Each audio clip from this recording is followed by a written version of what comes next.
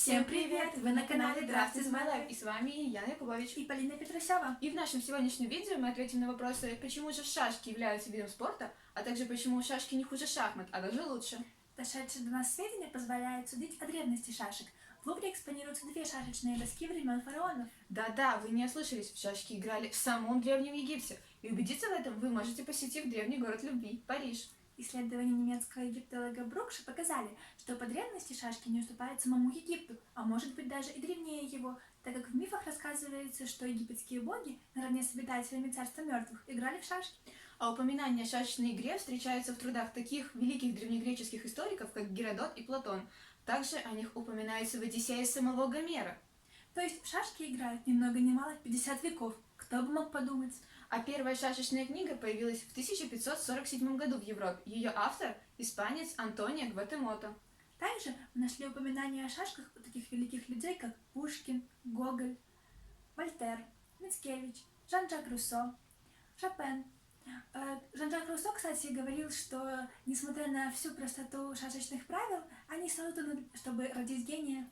А еще в шашки играл Маяковский. И его друг и переводчик Рита Райт вспоминала об игре шашки вместе с ним. После молниеносного поражения ей приходилось кланяться и 3 раза произносить: «Прости меня, Господи, глупую, за то, что осмелилась пойти против Володи».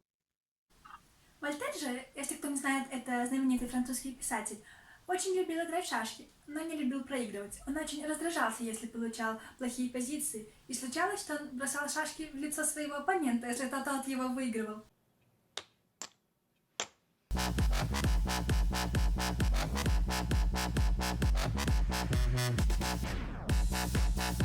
Не хотела бы я с ним играть. Жуткий был человек.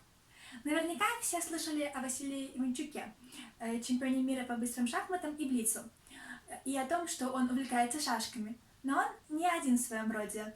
Также до него был Эммануил Ласкер, второй чемпион мира по шахматам. И он говорил, что шашечная игра – это мать шахматной и достойная мать. А русский ученый Голубев подсчитал, что если 147 миллионов человек будут ежедневно играть по 20 партий в день, и позиции в них не будут повторяться, то все возможные шашечные вариации позиций они смогут сыграть только за 600 триллионов лет. Вы только подумайте, какая цифра.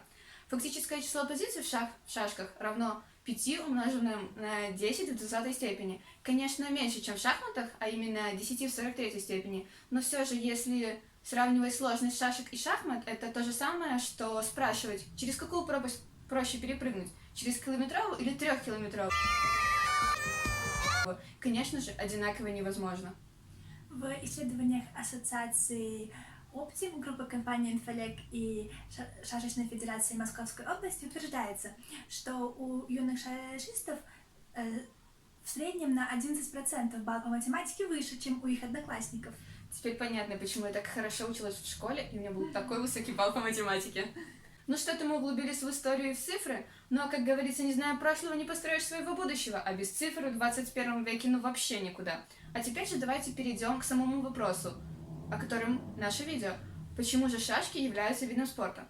Во-первых, в шашках присутствует соревновательный дух. Турниры призваны для того, чтобы определять победителя.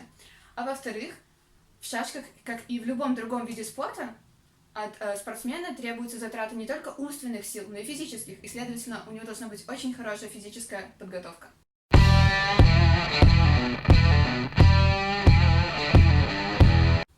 Также очень важно умение концентрироваться и сосредотачиваться. Сами шашки воспитывают внимательность и умение отрешаться от всего, что не относится к главному. А без этого бесценного качества в нашем мире уже никуда. Успешная игра в шашки невозможна без логической борьбы и глубокого погружения в подсознание соперника. Шашки. Это же так просто. Гораздо легче, чем шахматы.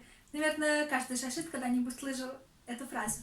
Однако, как сказал известный американский врач Джордж Пост, шашки не признаются потому, что слишком многие вообразили, будто умеют играть, хотя довольствуются лишь передвижением круглых фигурок по доске с квадратами. Вот задумайтесь об этом. Действительно умную фразу человек сказал.